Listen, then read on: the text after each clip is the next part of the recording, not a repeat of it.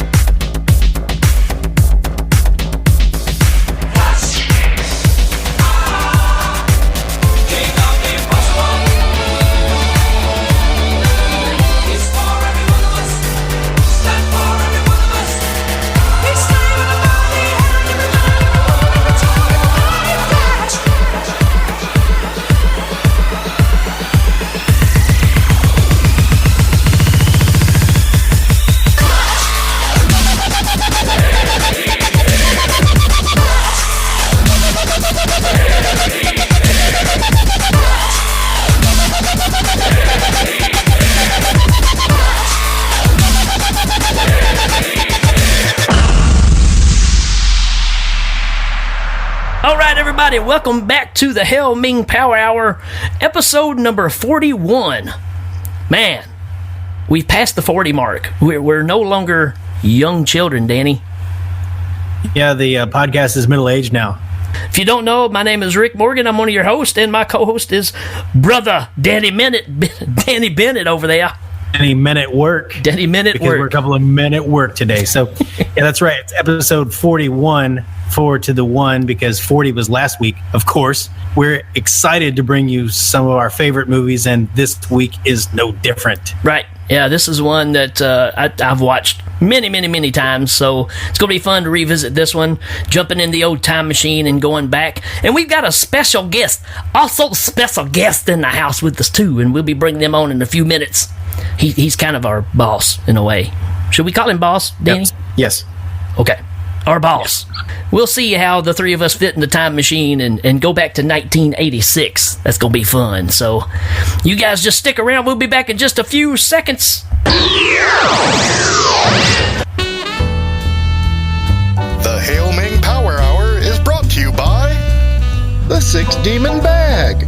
It has wind, fire, all that kind of thing. And loyal subjects of Mongo like you. Hail Ming! All right, welcome back. We're going to jump into this movie as fast as we can. This is a personal favorite of mine. I know this movie inside and out. And we've been trying to get some guests back on, and we haven't had this fella on in a while. So it's awesome to get to introduce, again, Mr. Legion Podcast himself. Mr. Bo Randsdell's in the house. Hey, I'm actually changing my name to Mr. Legion Podcast. I like that. So you're actually a little bit ahead of things, which only makes sense on this show. And I actually look forward to when you start jumping forward in time to do reviews of movies that don't exist yet. Oh, well, that can happen, actually. Ooh. Yeah. Yeah, that's gonna happen. Well, you know, we did the farcical. Gotta happen. We did the farcical episode where we did Princess Bride 2, so it's very possible that we have been challenged to do. I think it was Flash Gordon Part 2, Clytus's Revenge. Well, you know, Clytus is forever being told someone is bored on this show, so I think that's the one that won, right, Danny, or was it something else? I'm pretty sure it was. It was the one that when we need to go back through all of our polls and make sure that we know what they are, because sooner or later we're going to have to start delivering. Yeah, we want to apologize to our listeners because we put those polls out there and they vote and we just never follow through. we will though. Yes, absolutely. We will though. We're not stringing you along really soon. We just too. We have a docket of things that we really need to catch up on. So, right. Yeah. We're just planning ahead, so you guys are part of a bigger plan than right now. So that should make you feel special. Yeah, well, everybody likes to be part of something, you know? And what better thing to be part of than one of the shows here on Legion Podcast where we have a long and storied history of saying things we're going to do and then just not ever doing it. So we're at home. So for you folks that don't know, we said earlier that, Bo we gave him the name Mr. Legion Podcast, but realistically, I mean, Danny and I put this goofy little show together, but if Bo didn't take us and put us through Legion Podcast, we'd still be just talking to ourselves and just handing it out to people. So we want to really thank him for taking the chance on us getting this out there, because that's the way you folks are listening to this. So thanks, man. Hey, thank you. Like I just kind of, write the check to host the site, and then you guys do all the hard work. Like it goes both ways. Like you think that I do way more than I do. Most of what I do is I sit on a pile of internet money. Yes. Which rolls in thanks to all the podcasts. And You bastard. And as everyone knows, internet money is incredibly valuable. Is this like Bitcoin? It's like magical internet money, like wizards bring it and stuff? If only it were Bitcoin.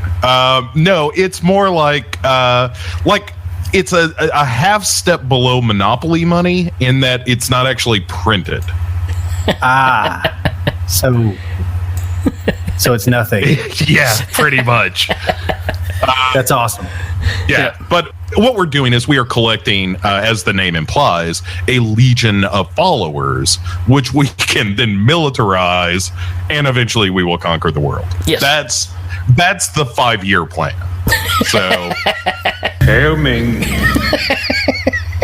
There we go. Nice. Or maybe nice. it didn't.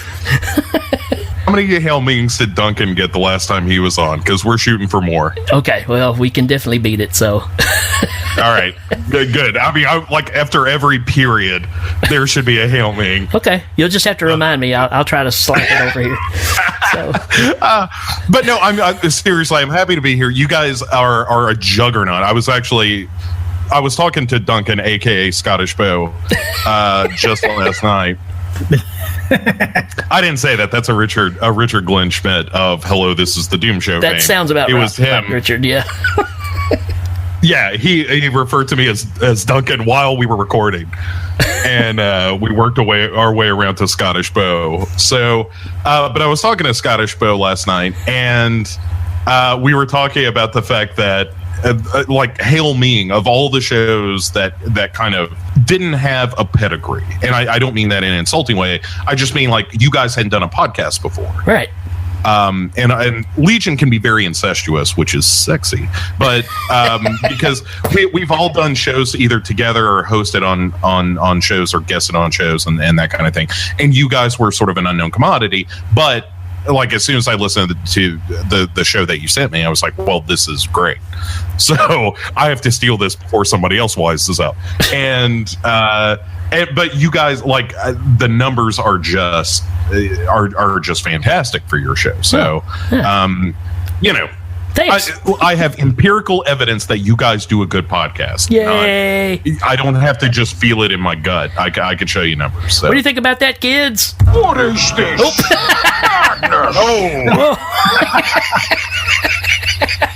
Wait, let's try that again. What do you think about that, kids? The other one was probably more accurate. Those kids had deep voices and were upset. All right, man, we're not going to get anywhere. Hey, we appreciate the Brood. We appreciate. All right. Hail Ming. There you go. We're on the count. So yeah, yes. Man.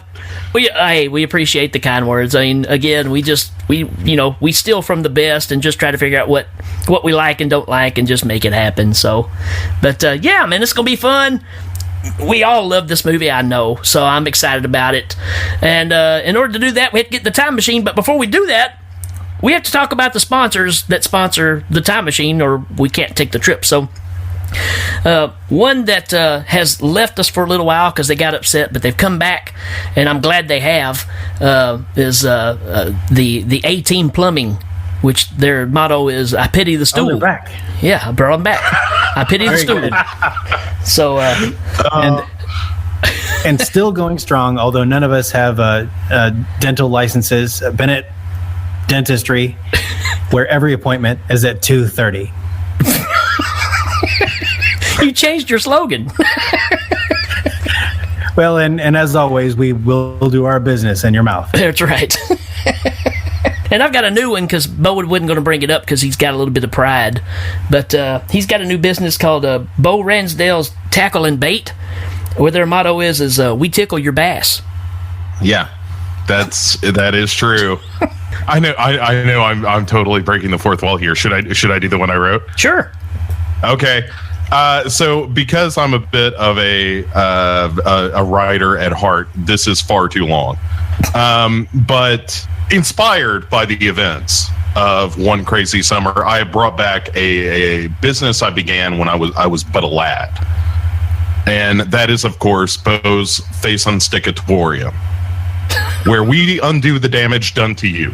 Now, the world is a tough place. You guys know that. And even tougher when you have been the victim of a malicious attack at the most inopportune moment. Whether you're in traffic, entertaining a baby, or simply expressing your displeasure at a driver, you're going to make a face. And with the abundance of jerks in the world, someone's going to slap you on the back at these sensitive times.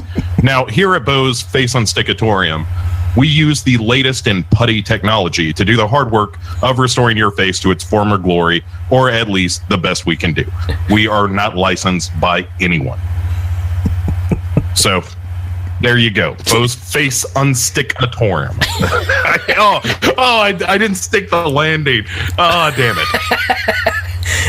We just got a free commercial, yo. Yeah. And I would just chop that out and just leave it where it is. Yeah. Just leave it there. Thanks, kids. All right, so it's time for us to jump into the time machine. Bo, you ready? I was born ready. All right. And, by the time we get there... Here we go. Strap yourselves down. Okay. Here we go again. Move your foot, Bo. Oh! Yeah, that's true. Oh, that was me. That was me. Nope. Catch the chicken. Oh, there he goes. There he goes. There he goes. Oh. Well, Everything smelled like beef jerky in here. so what we have to do now is we have to find enough sponsors to raise enough money to build a time chicken in 1986 so we can get back. Not good. Not good. Oh. And this time we need to raise enough money for some time chicken shackles, because Man, we forgot the shackles. fast. That joker's fast, okay? That mother's strong. Must help me. All right, man. 1986, One Crazy Summer. We're back in time. Everything looks just like we left it in 1986. Besides the beef jerky smell, like Bo said earlier. But yeah, looking pretty sharp. Hey, look at all those pine trees that were there. They don't have them like that in the future. Pine trees. You like on the rear view. Oh, Which actually, in a time machine, a rear view is a forward view. That's correct. Right. Anyways, to give us a synopsis, because we brought it with us back in time, here's from South Park, Mr. Hanky. Howdy ho! I'm Mr. Hanky.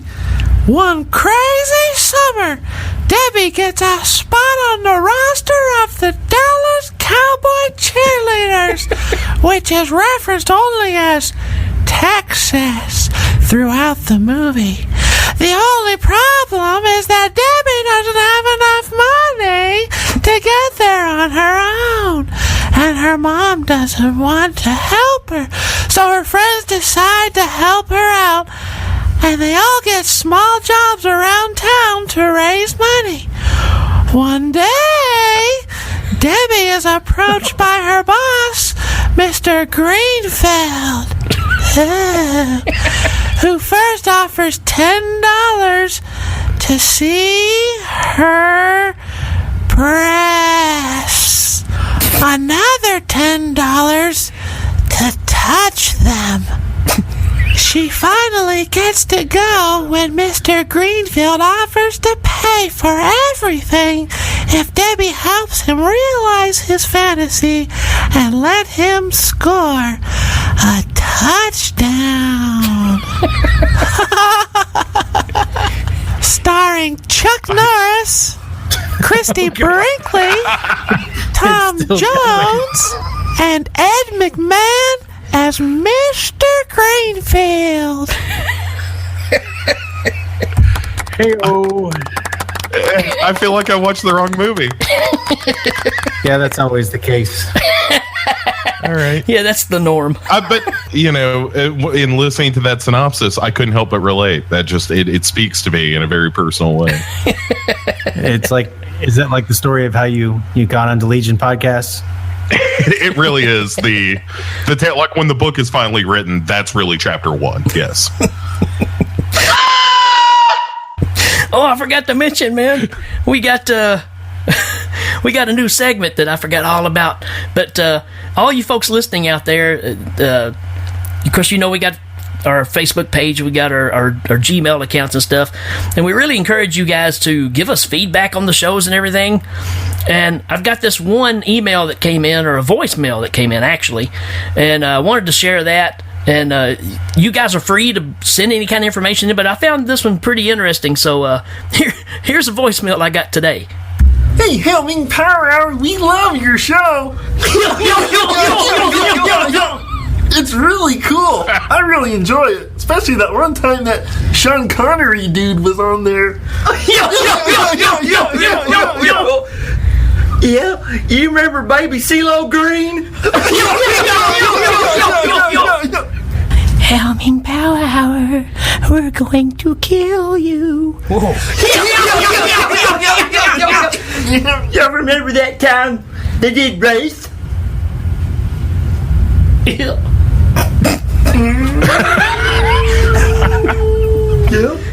you do? Remember race? Remember that guy got in that really big car and it did stuff? Was that Tom Cruise? Tom Cruise in that movie? I actually don't remember that one at all. Helming Power Hour, we know where you live. Okay. So, yeah, if you want to send in your voicemails or any kind of messages, feel free. Or threats. Oh, I feel dirty. Oh, we didn't do a good enough job on the Wraith, apparently. What was that? I don't know. Okay. Never felt more alive, quite frankly. All right, let's jump into this, man. We've rambled on long enough. Danny, why do we watch One Crazy Summer? The first reason that comes to mind for me is the dog Bosco. Oh! With the flea cone. That's my number one as well, Bosco, man. Bosco rules. Bosco! I mean, he has a pivotal part in the whole plot of the movie. It's true. All right, but Bosco didn't even make my list. That's how chock full of stuff is in this movie. But yes, but to your point about Bosco is representative of what makes this movie wonderful, which is, am I getting ahead of it if I talk about Bosco's kids? No, ahead, man. That Bosco, of course, in the film has the dog cone around his head. And later in the film, as it turns out, he has sired a litter of puppies, which all have miniature cones around their head. Right. And, that just warms my heart. And it's a perfect example of the kind of humor that you're going to get with Savage Steve Holland, because I'm not even sure that we've said what movie we're covering. Have we? Yeah, we did, but that's okay. One Crazy Summer, 1986. One Crazy Summer? From Savage Steve Holland. It's just a really hokey joke, and it's delivered with all the purity of childhood. It's just amazing. Yeah, this is not a mindful piece of art movie you're going to see. This is just crazy entertainment. If you grew up with Better Off Dead, well, this is basically the follow-up to that. So some argue, Better Off Dead's more their favorite. I kind of like this one better, but that's just me. I actually saw this one in the theater. Yeah, I think it depends on the day. Like, when I watched it last night, because I went into it thinking the same thing, that, One Crazy Summer is great, Better Off Dead is my favorite, and then I watched Better Off Dead, and I was like, or not Better Off Dead, I'm sorry, I watched One Crazy Summer last night, in preparation, and I'm not I'm not sure I'm as certain of that anymore. Right. I really, I mean, they're both of the same cloth. Like, they make a great double feature. Absolutely. But, I mean, Bosco is, like, when Taylor Negron says that dog should be put out of its misery, what do you say, little girl? You want us to kill your dog? Oh, it's great. It's fantastic. Him and Rich Hall. What a great team. Uh-huh. All right, Bo. What's your number one reason, Bo? All right. This is the reason I love this movie, and it's the story that Egg tells to cheer up Ack. Or Ack. And he tells the story of a little fat boy that he went to school with who had a twin, but they didn't look anything alike, no matter how much they wanted to. Ack says, Egg, was that little boy you? And he goes, what? No, I used to grab that boy and go, why are you so fat? Why are you so fat? And you beat the shit out of him. So, that line. You got to do it in the voice. You got to do it in the voice. For decades. You got to do it in the voice, man. Oh. What? No! I used to grab him. Oh, why are you so fat? Why are you so fat? Let me tell you the story about a little boy, and he had a brother, and he couldn't get. And then everybody used to laugh at him and call him fat. Yeah, I used to quote that line too. I mentioned that I watched One Crazy Summer to someone earlier today, and a good friend of mine who is as stupid as I am, and he immediately was like, "Oh my god, that story, the Why Are You So Fat story." Yeah, that's right. Yeah, that's one of my favorite. Actually, it was going to be in my top 5 lines, but I would have to try to quote the whole thing, and I would blow it. So. All right, my number one reason, man. My number one reason's Uncle Frank, since Bosco's taken. I love Uncle Frank. Uncle Frank. Sitting there with his nicotine-stained fingers. He waits all summer. He waits all summer, sitting there by the phone, and Rich Little's talking on the radio, and he reaches up and he scratches his head, and just a big lump of hair falls out. Uncle Frank rules, man. You're only going to get these kind of characters in a Steve Holland movie like this. Aki, you could put your stuff in Uncle Frank's room. He won't even notice. He decides to go in there and take a bath, and he takes the radio and the phone in there with him. You know, it's just awesome, man. I love that too because he's trying to walk somewhere, and Rich Hall's going on there. He's like, hey, we could play the song right now. It could be any minute. He runs back over to the phone. He's like, but we won't. We're not going. He's like, oh, come on. I mean, he's just. That's great, man. Life is ruined by all summer trying to win this contest on the local radio station. Well, and it seems like he is so preoccupied by this that he can't get his life together in the other seasons either. Right. Yeah. That it's all just living for this contest, which of course leads to the end of the film where he wins. And in his excitement yanks the phone cord out of the wall, which is, thank God we traveled back here, because if we told this story in 2017 from whence we came, people would say, like, why is there a cord on that phone? Right. And that whole sequence is great too, because the guy, I would love another one. The DJ is saying, hey, what are you gonna do with the money? And he's busy going, I've been waiting day in and day out. He's not even paying attention to what he's saying. He's just happy that he won. And you can tell that the DJ's like, oh my God, I'm trying to make this radio worthy, and this guy's just whining on about his life, and he's like, what are you gonna do with the money? And then he pulls the thing out, and so the next person's like, well, looks like we lost him, and the guy's kind of glad, right? And the next person, she's like, what, did I win? And how do you solve that problem? Yeah, rocket launcher. Right. Well, and again, the genius of Savage Steve Holland, which is Ack has his bazooka in there. That's right. And Uncle placed. Frank is going to need it at some point. Yep. And how do you top it off? A honeymoon suite song. Right. Which is absolutely, and this is not a joke, that's one of my favorite 80s songs. I love Honeymoon Suite. I said it, folks. I've come clean. Wow. I love Honeymoon Suite. Be your truth. There's no Hail Ming, y'all. It's right. for real. It's for real. Honeymoon Suite. Danny, next reason. I think we're all going to agree that the next reason to watch One Crazy Summer, I can say a lot of things here, but I'm going to have to say foam. Yes. The giant dolphin with rabies. Right. And it's got, they have this animatronic snaggletooth dolphin with foam emanating from his mouth. I mean, it's not really a huge part of the movie, but it's definitely amazing. Oh, it's Yeah. Well, and it's foam too. They're shooting the sequel. The sequel.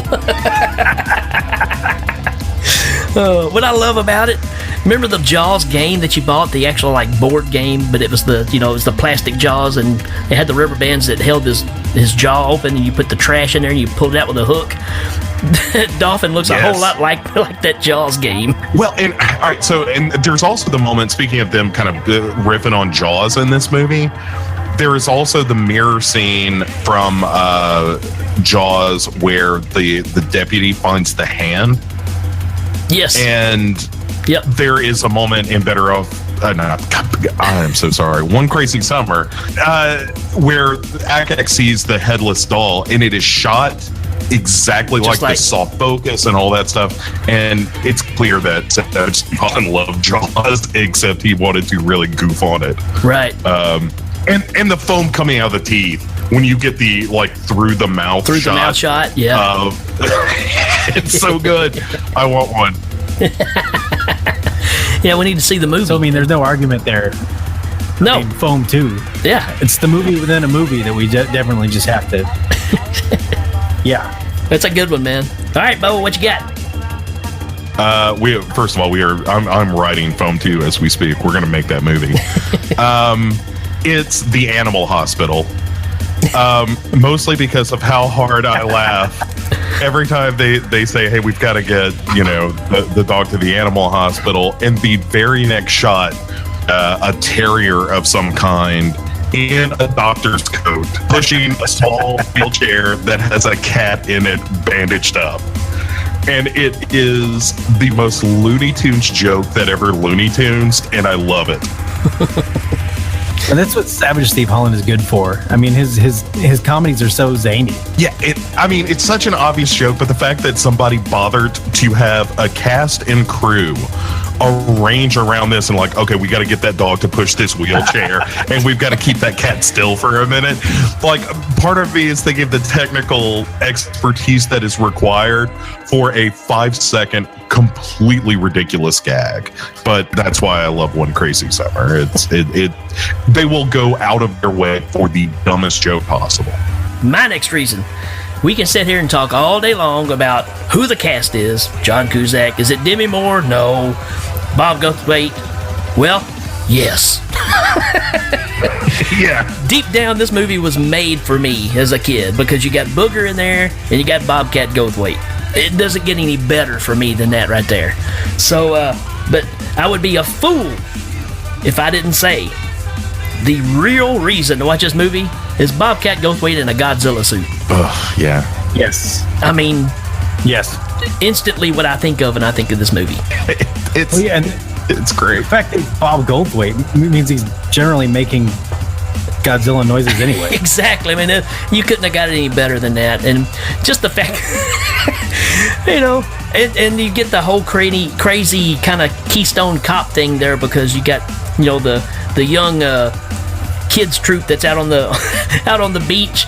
You're chasing George and he's on the moped. You got John Cusack's all wrapped up like a mummy, and you got Bob Goldthwait running around in a Godzilla suit all in the same scene.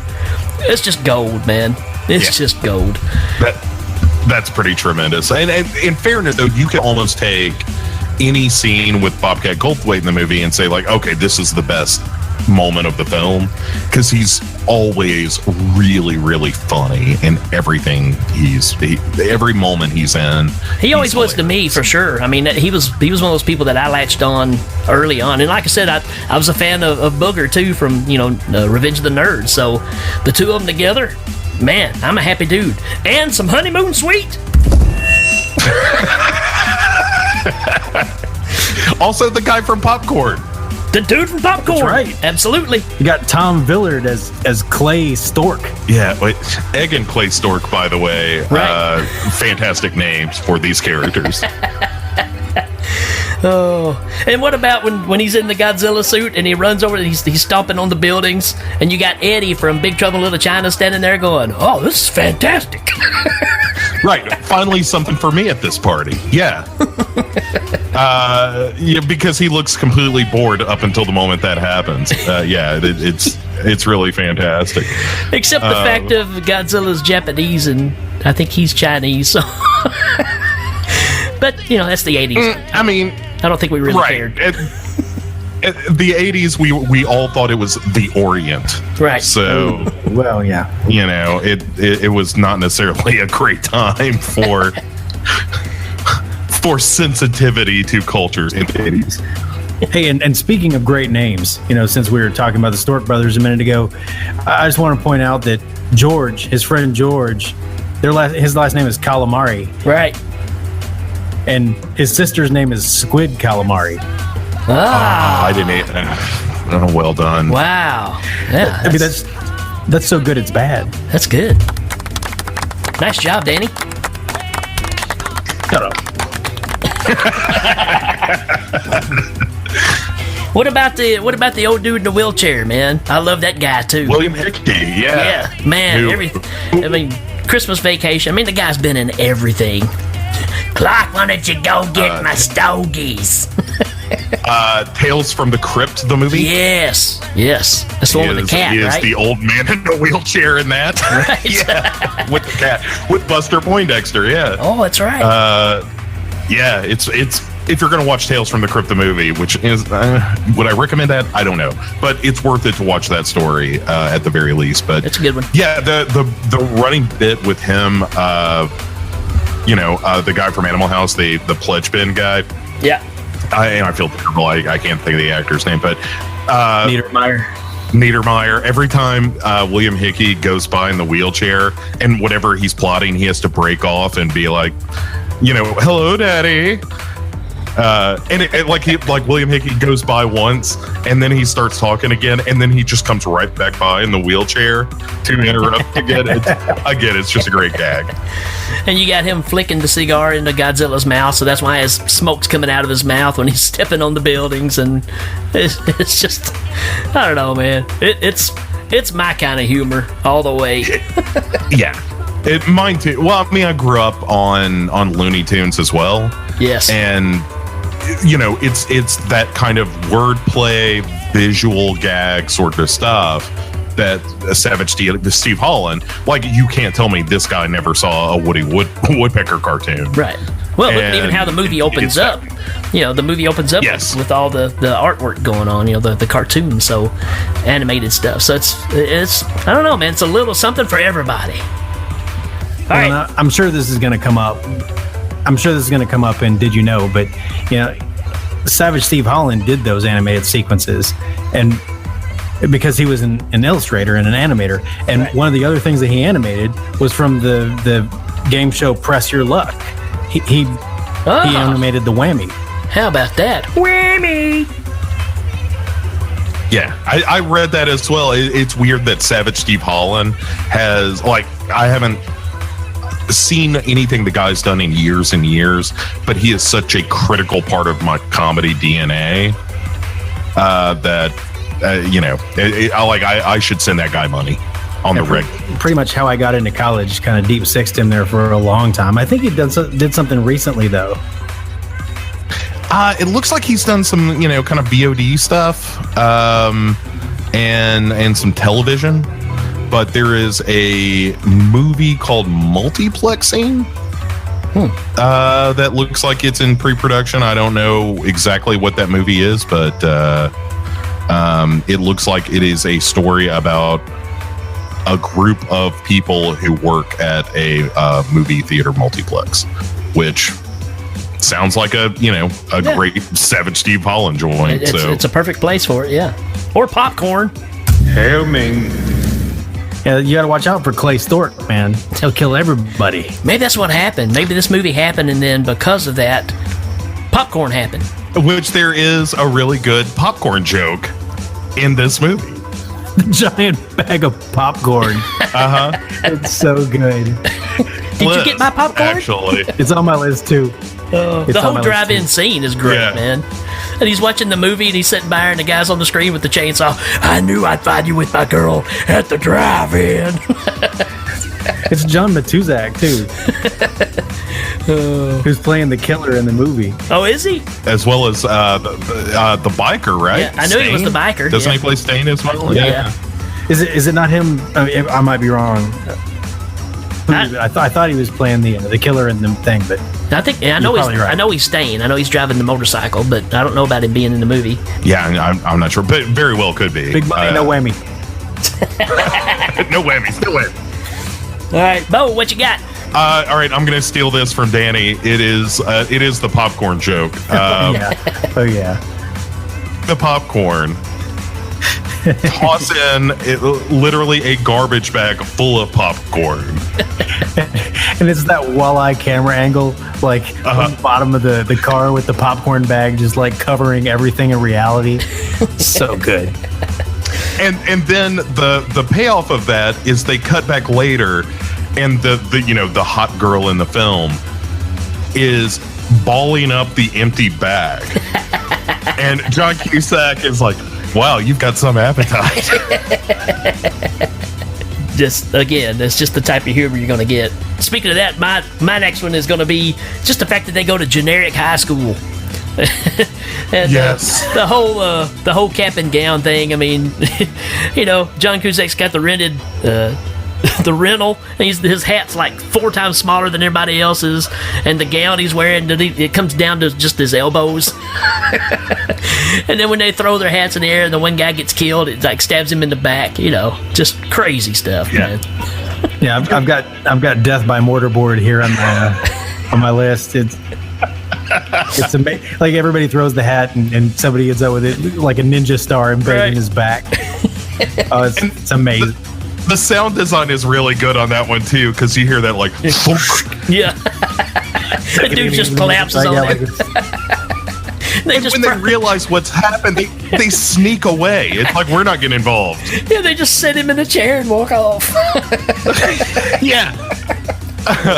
But generic high school is a great, again, just a very funny bit. Yeah.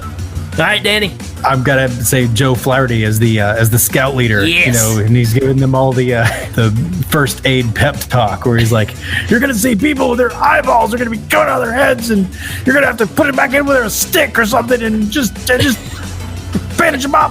I mean, it's Joe Flaherty too. I mean, yeah. I was gonna grab that. Their armpits gonna be dripping off the trees. I was gonna get that sound bite, but I knew you would probably tear into it, so I just said, Danny will do it. Because you've said that line many times in our conversations, so. Yeah, even if it's not appropriate, I just belt into it. I'm like, and their eyeballs gonna be out of their head. You're gonna get it with a stick.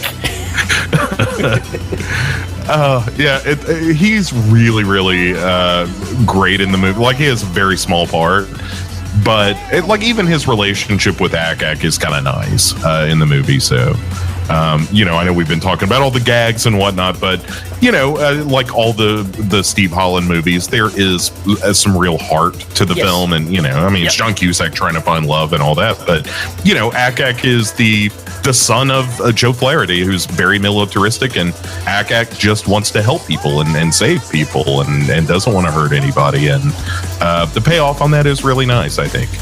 Every time there's a doll with its head missing, there's a little girls with their heart broken. Are you sure we have what it takes for the Marine Corps, Aki? Classic. He's on the beach picking up shells. Oh, well, that sounds more like Ak. $12.50 a shell. Yeah. Shouldn't you do this when they've stopped shelling? All right, Bo, what you got next, man? Okay, my next on my list is a throwaway line from Bobcat Goldthwait, who we just can't say enough good things about, apparently.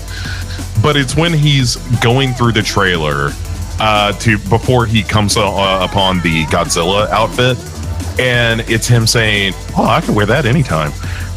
When he comes to the dress, yes, there is something about that just a complete toss of a line that kills me. Like every time I've watched this movie, even before you see the Godzilla thing, I'm in tears because of him just sifting through all the costumes and making stupid comments about it. And it goes back to the point of how good he is in this movie. But man, oh man, that makes me laugh like nobody's business.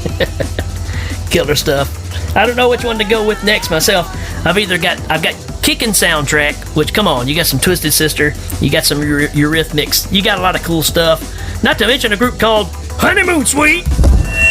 That's right. So you got a great soundtrack to this movie. You even got Be Cruel to Your School, which is Alice Cooper and Twisted Sister together. Some cool stuff going on. But with that all said, I have to say, fun at the beach. The whole beach stuff with George getting his head under the big guy that's eating the chili, and just all the crazy stuff that's going on in those scenes. It's just crazy. Bobcat giving the kite to the little kid and they go flying off, all that stuff. Let me throw you a line and you can pay this one off. And it's John Cusack, like when the girls are like, hey, can you help us get the boat in the water? And John Cusack says, hey, what do you say, guys? We'll help the girls put the boat in the water. How does that sound? And, of course, Bobcat immediately says, like, what? No, it sounds like work. And of course, cue the montage, because who does montages better than Steve Holland, right? Then directors. Well, 80s directors, because there's also that Fun in the Sun montage on the sandy beach, and there's a third montage where they rally all the advertisement for Cassandra, for Demi Moore to play at the Dewdrop Inn. Yeah, that's right, and so that she can acquire some funds and save her family home from the Beckerstead estates. Is there anything more 80s out there than the whole plot of this movie and the montages? I mean, it's just it's every 80s movie ever wrapped into one. Here's the thing about it, and of course I know you and I are both fans of this too, but you have to admit, Ernest Goes to Camp kind of pulled a lot from this movie. Are you saying Ernest P. Worrell might have been a plagiarist? I'm just saying, because the same thing kind of happens, because there's a scene where they're trying to stop these guys on bulldozers from knocking over a house, and then Ernest, does the thing about you never say this to a badger and all that stuff, Well, and Ernest grabs the inner tube and it flies them up in the air, and then he lands under that lawn chair where that fat dude sitting was eating chili. Straight out of the can. And then like those people won't do CPR on him. Right. He's like a Hail Ming. I think we finally uncovered a deep and dark Ernest P. Worrell conspiracy. What's bad is when it comes to we're uncovering all this stuff, but we haven't uncovered the plot yet. we said, what's number reason? Bosco. Bobcat. But kind of doesn't matter. It really doesn't. It's a snobs versus slobs kind of movie where John Cusack is looking for love so he can be inspired, so that he can become an artist and get into the Rhode Island School of Design.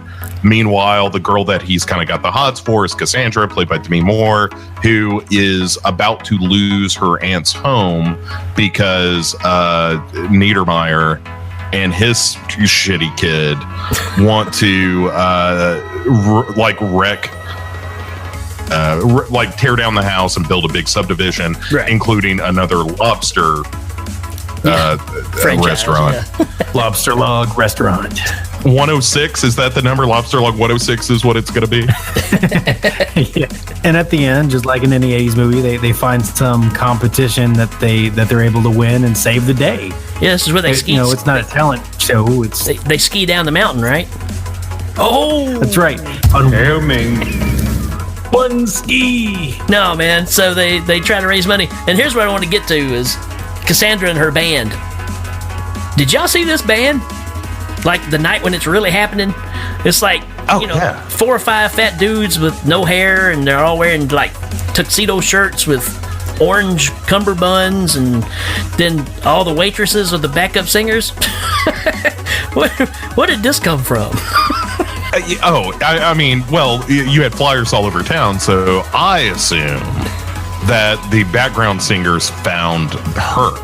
They were like, hey, we heard there's a big show tonight here at the Dewdrop Inn. And we happen to be backup singers. But we're also the waitresses here, so...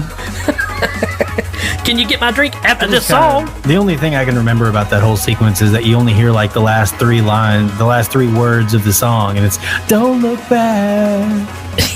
And everybody goes, "Yay!" Yeah, that's all you hear of Cassandra and her amazing voice. Yeah, like through the whole movie. Yeah. I will say that the one area that I think Better Off Dead has an edge over One Crazy Summer is that One Crazy Summer doesn't have a song called One Crazy Summer in it. Oh, yes. That's a good point. It also doesn't have Danny's lady in it either. Yeah. That's true. Diane Franklin's a reason. Yeah. It's a reason for living. For going on, for getting up in the morning. But mean, there's Bosco and then there's Diane.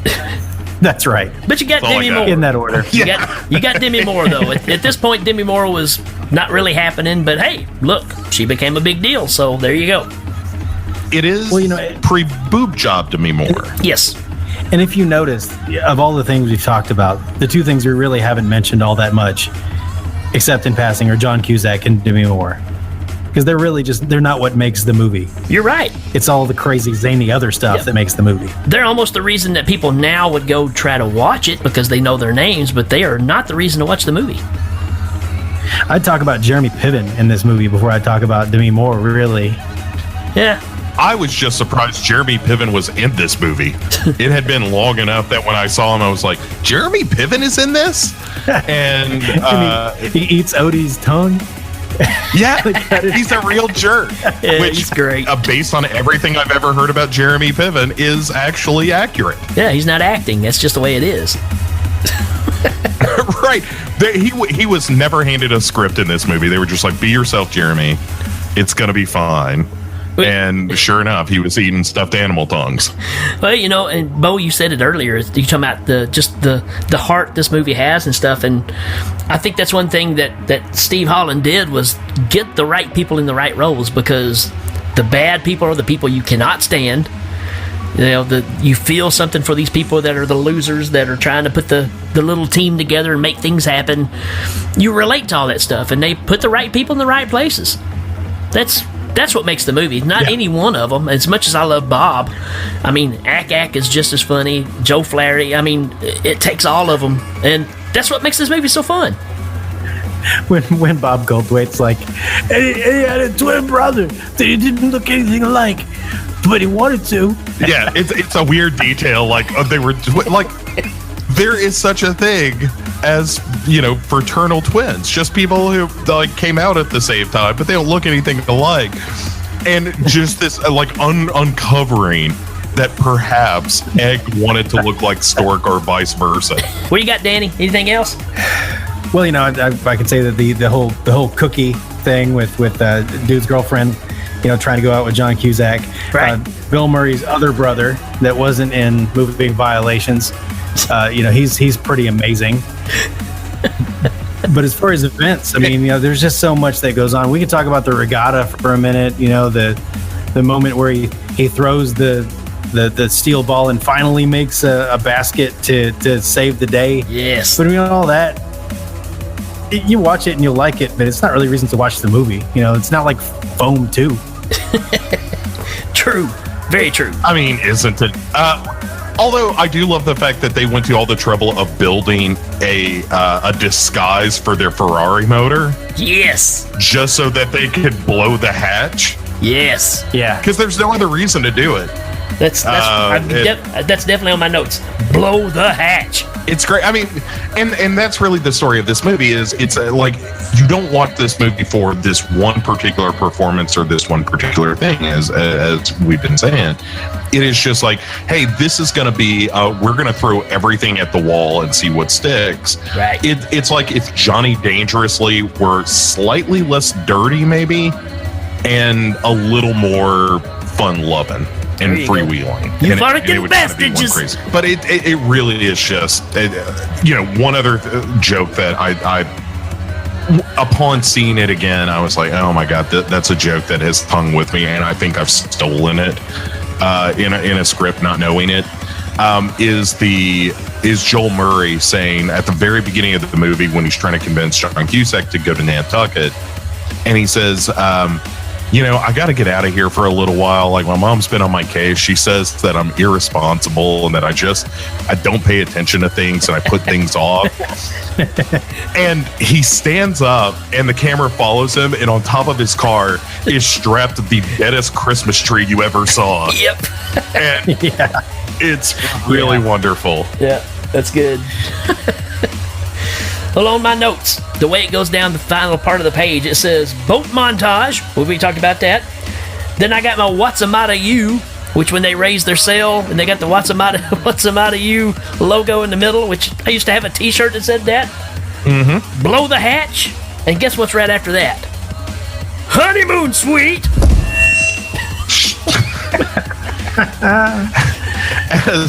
As my ad may have suggested, the thing rounding out my list is your face will freeze that way. Yes. Which is kind of horrifying in the movie. Of these little girls who are making faces and they get slapped on the back, which they are told, like, hey, if you make faces and somebody slaps you on the back, your face could freeze that way. And they cause just utter chaos as they run throughout this movie and people see them. Because they are hideous. They look like the Twilight Zone people. Oh, you nailed it. That's what I was going to say. The kind of pig people. Right. Yeah. And that falls into the fact that they keep running through is a great shtick. But another great trope that adds into is that anytime you mess with Bosco, Squid Calamari, George's younger sister, is going to get you back. She will get vengeance for her dog. And when Niedermeyer, get this ugly thing off of my lawn, right. kicks Bosco. Yep. When Foam, the giant dolphin with rabies, shows up to stop him from shooting somebody with a crossbow. As she pilots Foam, the rabid dolphin. Yes. And you gotta think that maybe security around that movie set is pretty lax when they're letting an underage girl. Maybe wasn't the security? Wasn't it Bob Goldthwait? Maybe it's a Charles Band production and nobody cared. Oh, yeah. I don't care. That hurts. and by that hurts, I mean that is totally accurate. Yes. So, all right, we're gonna move right into Top 5 lines. Top 5 lines. Top 5 lines. Yay! All right, so top 5 lines could be real lines, could be fake lines. Who knows? Danny, what you got? All right, so my top line, or one of my top lines, comes from George Calamari, who says, "Hey, Hoops, die in alphabetical order?" Oh, you're kidding me. That's the same one I had. Yeah. You ever notice that people are dying in alphabetical order? Yeah. The same one I had, If you read man. the obituaries, it's a great line. Yeah. It's a great line. Yeah. Well, we picked the same one. How about that? All right, Bo, you got It's a one? good joke. I feel like I've blown everything talking about this. All right. It's the why are you so fat? Why are you so fat? I'll go back to it. I'm not afraid. Yeah. I'll take that criticism. Listeners. I have to go back to Uncle Frank when he's sitting there and they're walking in. Hey, Uncle Frank, what are you doing? Shut the door. Can't you say I'm doing something? He's the best. Yeah. Danny, you got another one? Well, I'll have to quote Teddy, where he says, "I'm doing my laps." Yeah. Teddy is he sucks. Yeah. He's a real jerk. He obsessively does his exercise laps in the pool. Yes. Bo, you got another one?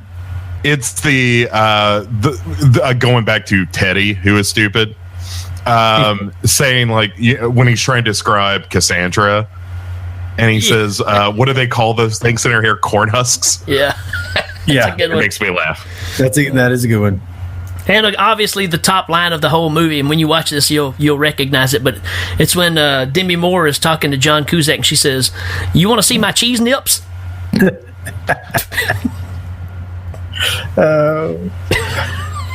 So you must be really good at basketball with a name like Hoops. Yeah. gag. Like the opening shot of his trash can with the basketball goal on it, and there's paper literally everywhere but in the trash can. Yeah. It's wonderful. Classic. All right, we're going to move right into Rating time. Danny, what you think? Oh, I'm going to have to give this one 106 lobster log restaurants. Nice. Bo, you got a rating for us? I do. I'm going to give this 50 animal hospitals out of 50. They're so cute. The cat has a little bandage on. How do you not love that? All right. And I'm going to give it 717 honeymoon suites. Wow. Wait, if not a Hail Ming record, it is definitely a mic drop record. Yes, I think so. Right. So, and the only band that had more drops was probably Queen. So I can't go further than I did with Queen, but still, honeymoon suite. Yeah. All right, and as always. One more time. Oh, yeah. And as always, Brian Blessed, what do you think of One Crazy Summer? Flying blind on a rocket cycle? I think he liked it. I think he liked it, but he's a little that's confused. code for it. Yeah, it's code for it. I've never seen a movie quite like this, but I love it. Yeah, that makes perfect sense. All right, folks, we'll be right back.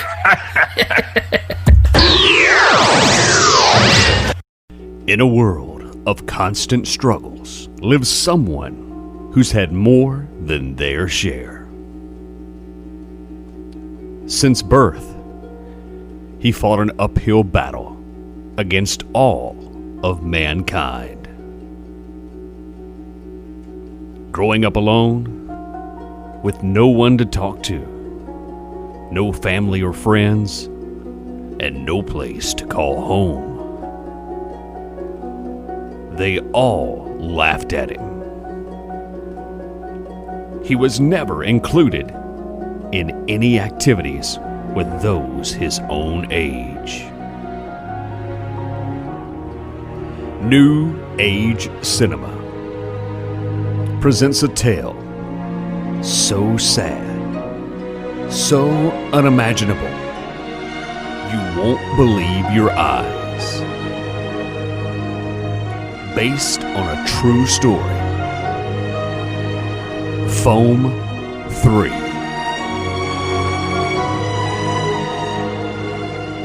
Willie was a dolphin. Not just any dolphin, but a porpoise. Yes, he's a dolphin with a porpoise. To overcome his odds and make his dreams come true. Growing up in Nantucket, he caught rabies from a baby raccoon he befriended on the subway. This dolphin with rabies scared all the tourists. His mouth constantly foamed, therefore the horrible nickname that was given to him. Watch Willie as he becomes foam and the challenges that arise from being a dolphin with rabies to him fulfilling his lifelong dream of becoming sheriff of Tombstone, Arizona.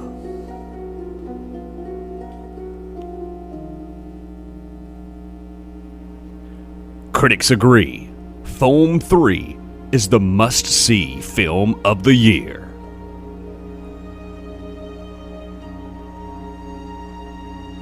What the did I just watch?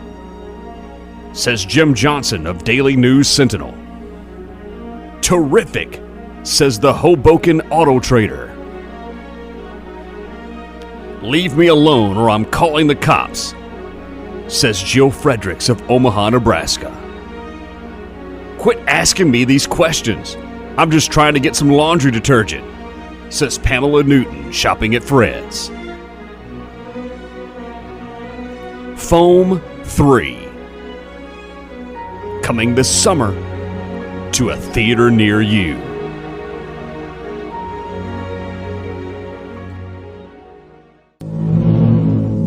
The first time, he terrorized the high seas. The second time, he took his revenge on a New England fishing village. Now,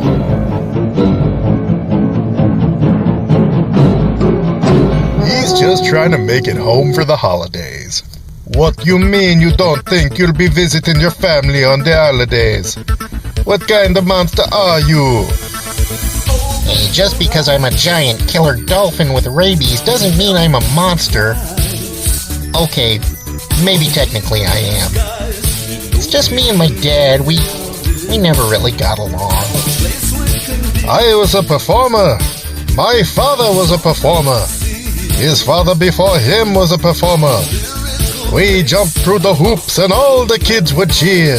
But my son, no. He has to run off and not join the circus.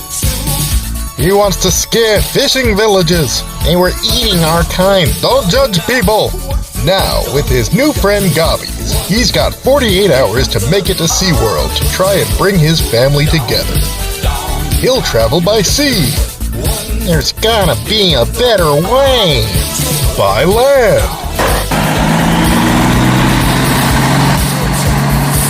So how'd you get a pool inside the truck, man? Wasn't easy. And by air. I didn't know you were a pilot, fish. More like a pilot in training, fish. Hey, how you think they got the mountain goat way up here in the clouds? Whoa! But nothing will keep this pair from making it home. No, I'm not giving a ride to some fish.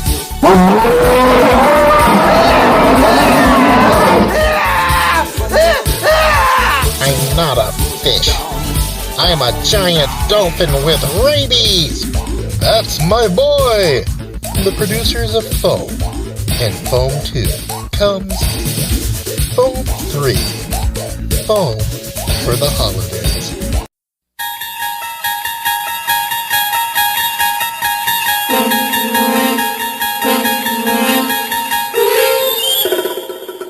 Submitted for your approval. A tale as traditional as hot dogs and baseball. A tale of a little girl and her dog. Except in this case, it's not just an average girl and her dog story. For one of these two is a monster. At first look, you may think it's the strange-looking animal known as the dog from Mars. But in actuality, the monster is the little girl, whose only love is for her furry companion, and will destroy, murder, and mutilate anyone who dare disrespect her canine friend. Think twice next time you make a funny face at a strange animal, for a vindictive little ginger may slap you on the back and freeze your face that way forever. Take a close look at those dog tags, for they read, The Squid Zone.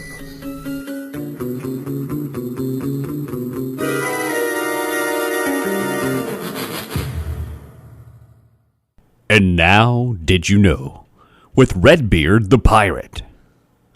Arr! Shiver me timbers, matey. You didn't think we could talk about a movie with boats and sailing and not have me get involved, did ya? This is the Redbeard the Pirate, and this is Did You Know? Did you know Savage Steve Holland did the animation for the film? He was upset Gene Siskel and Roger Ebert roasted his earlier John Cusack film, Better Off Dead. Two bunnies that get blown up at the end of the movie bear a strong and not accidental resemblance to the two movie critics. Did you know the name Hoops McCann was taken from a character in the 1980 Steely Dan song, Glamour Profession? Did you know, when asked to do Did You Know for the Helming Power Hour, I watched me copy of One Crazy Summer on me VCR.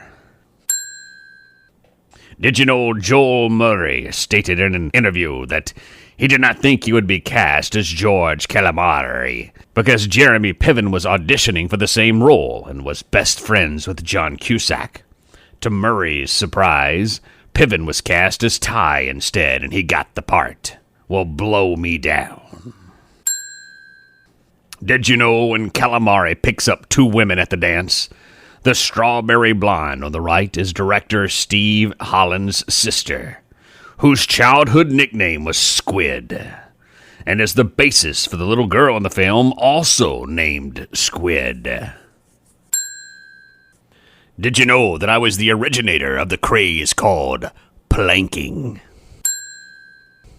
Did you know Curtis Armstrong's character is named Ack Ack?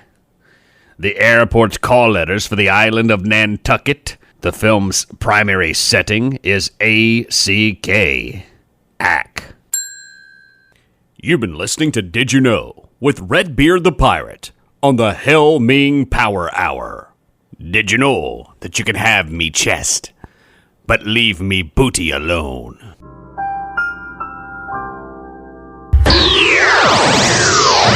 All right, folks, that's going to do it for us. Hey, take the time and check out this movie. I mean, we kind of danced all over the place with this one because we all like so many parts of this movie that, we really didn't tell the story here.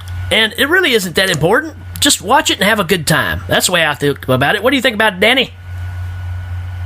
Yeah. Savage Steve Holland is good about that. Where everything is, and Bo really did a great job of pointing this out. Everything's sight gags and hokey jokes and goofy characters, and it's just a great good time. And that the good guys are going to win in the end. The guy's going to get the girl. Those things aren't in contention. It's just a lot of fun. Right. So once again, man, it's just awesome to have Bo back on the show with us, man. Bo, appreciate you coming on, man. It's always fun. Glad you can be with us. Yeah. Thanks for having me. And how do I get back to the future? Well, that'll just. I've always wanted to say that. Well, you can. Time chicken. you can either try to catch the chicken, or there's this guy that you can buy these drops from, and you take one for every decade, and you sleep. And how could that go wrong? But no, man, it was awesome. Did you say the words right this time? We waited. Yeah. Oh, man. We waited way too long to get you back on the show. And who knows? We may have a chance to bring you back on for another Steve Holland movie here pretty soon. We'll see how that works out. Oh, that sounds so good. Yeah, we're going to do How I Got Into College. Yes. we're gonna do a live reading of the script for Multiplex. Yes. Nice. Well, from all of us to all of you, I'm Rick. I'm Danny. And he's Bo. I was Bo. We'll see you next time, folks.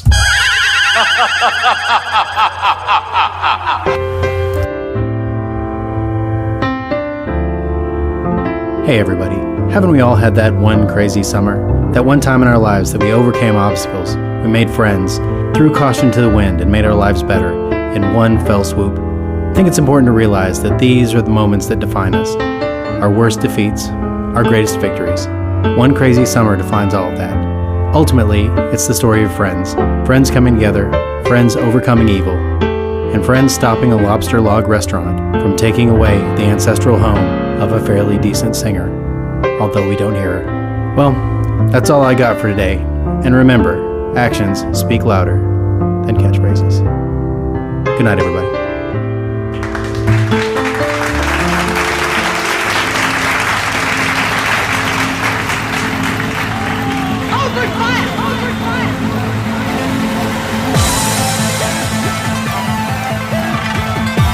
Members of the audience will receive the following: classic curves by Dittos, the pants for Feel Good Company, a gift certificate from Maruchan Ramen Noodles, Rice-A-Roni. All guests receive a copy of the Hell Ming home game. Thanks to the creative minds and special appearances of Mark Allison, Jeremy Finch, and Jacob Kennedy. Hell Ming is a proud member of Legion Podcasts. Check out all the great shows at legionpodcast.com. Hell Ming is available on iTunes, Stitcher, Google Play, and Legion Podcast. This is Dan Pardo saying good night.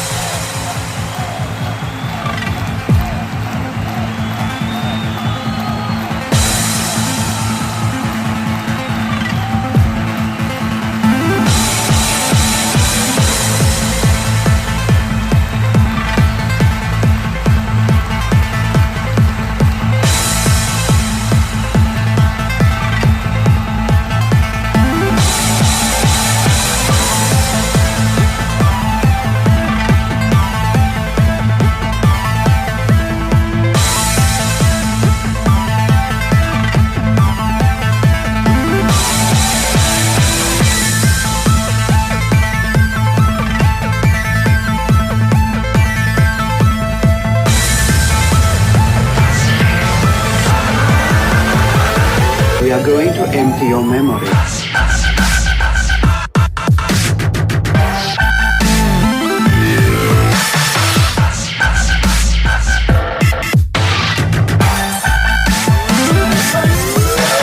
Demon of the Black.